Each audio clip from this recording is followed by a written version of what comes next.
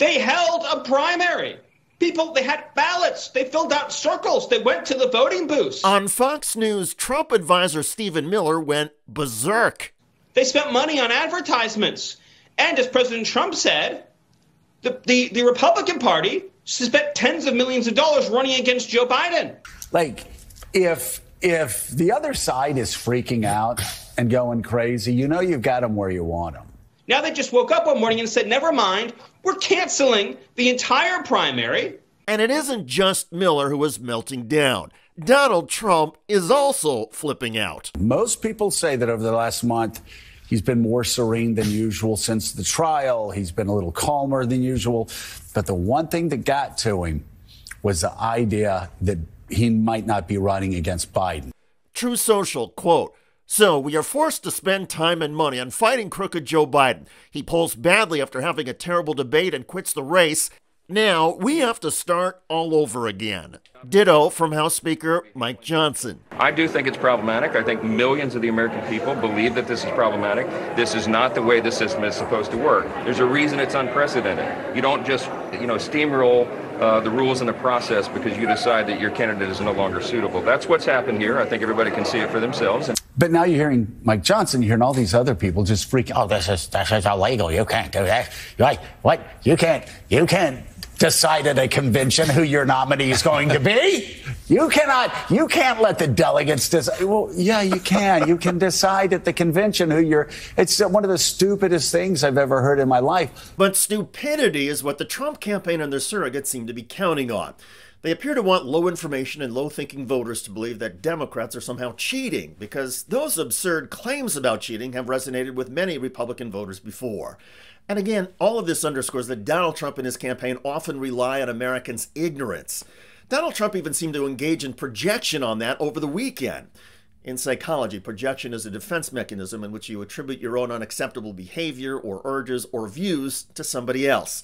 Here's part of Donald Trump's weekend speech in Michigan. And as you're seeing, the Democrat Party is not the party of democracy. They're really the enemies of democracy. This stupid president that we have, stupid, he's a stupid person. This stupid person, low IQ, he's a low IQ individual. Take his IQ. I guarantee you it's in the low 50s or 60s. From crooked Joe Biden and Kamala, I call her Laughing Kamala. You ever watch her laugh? She's crazy. You can tell a lot by a laugh. No, she's crazy. She's nuts. She's not as crazy as Nancy Pelosi, crazy Nancy. Low-energy insults seem to be all Donald Trump has in response to the Biden withdrawal and Democratic Party unity over Kamala Harris. And the gut punch to the Trump campaign is even more severe when you consider this. For the past year, the leading Trump campaign argument has been that Joe Biden is frail, confused, and old. So many of the Trump attacks have been aimed at conditioning voters to reject Biden simply because he is elderly. But now, with Harris as the likely Democratic nominee, it's Donald Trump who is the old person in this race, and he becomes the oldest presidential nominee in U.S. history. If the standards apply to Joe Biden are now to apply to Donald Trump, he's 20 years older than her. He's right. 20 years older than her. Yes, he's 20. So almost 20, yeah. Almost 20 years older, and that's, I think, one of the reasons why Republicans are melting down, because suddenly he's the old guy in the race by a long shot. Yeah. They're publicly admitting that they are an oligarchy. They are not running a democracy. They are not running a representative republic. This is an oligarchy controlled by business interests. Trump advisor Stephen Miller looks like he's about to have a stroke. Can somebody please check on him? Seriously. All these so-called political geniuses in Washington, whether it be at the big lobbying firms or the only many person of the who's called himself a genius Congress, in the last week is the president. But which because happens to be a true statement. Okay. A self-made billionaire who revolutionized reality TV and who has changed the course of our politics. He's watching and he's happy that you said that. But Jake, the president's tweets absolutely reaffirmed the plain spoken truth. A self-made billionaire revolutionized reality TV and tapped into something magical that's happening in the hearts of this country. The people that the president has an approval rating in the 30s. I don't know what magical you're talking about. Remember Trump lapdog Stephen Miller? Well, he's making the rounds again in the right-wing media to make sure nobody forgets how much of a hate-filled idiot he is. Worse than a fabulist, as I mentioned, someone who's truly a sociopathic liar. really unprecedented to have somebody in this high station in office who is incapable of speaking the truth. You couldn't have written a more ironic statement than what Miller just said.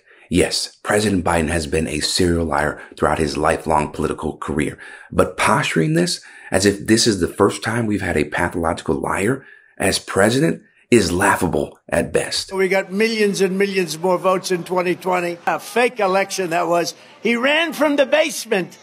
We got more votes than any sitting president in history, but we lost. They report almost 75 million. They report, not 63, 75.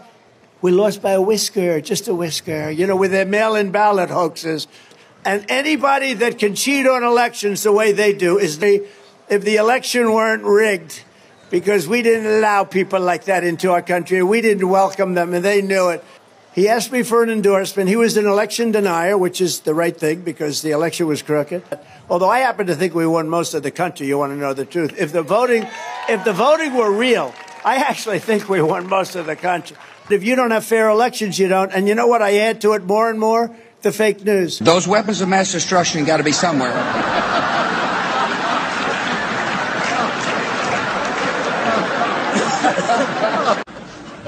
Nope, no weapons over there.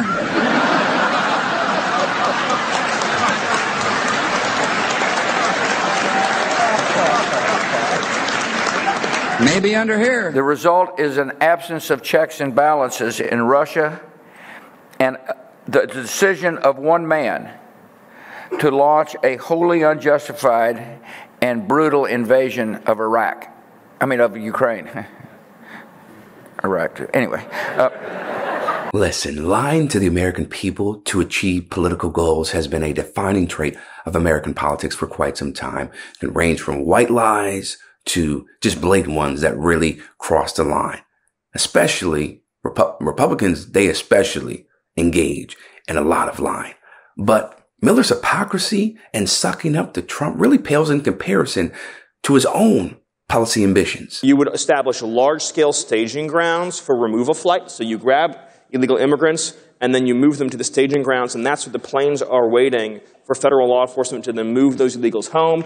You deputize the National Guard to carry out immigration enforcement, and then you also deploy the military to the southern border, not just with a mission to observe, but with an impedance and denial mission. In other words, you reassert the fundamental constitutional principle that you don't have a right to enter into our sovereign territory, to even request the asylum claim. The military has the right to establish a fortress position on the border and to say no one can cross here at all. You heard that right. Stephen Miller is proposing that the military should be deputized to facilitate concentration camps for undocumented immigrants, in addition to a full militarization of the southern border. From Joe Biden's mouth, they do not talk about the countless Americans who have been burglarized, beaten, raped, and yes, murdered by Joe Biden's illegal aliens, the illegal aliens that he let into the country. And so you have a party and a president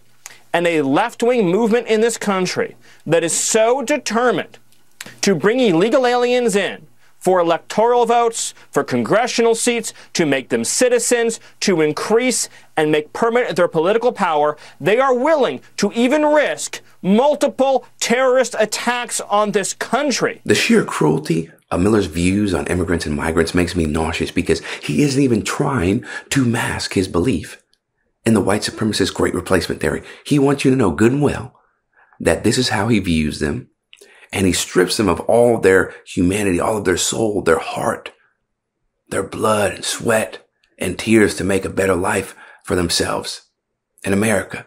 Calls them illegal aliens. No person on the earth is illegal. Not in my book. And no person on this earth is an alien. Incredibly offensive. But again, he feels he's bold enough to say it because, quite frankly, we're in a time in our country where people can say outlandish things and they're not going to be held accountable, or they're not going to be stripped of their rights to speak on certain platforms.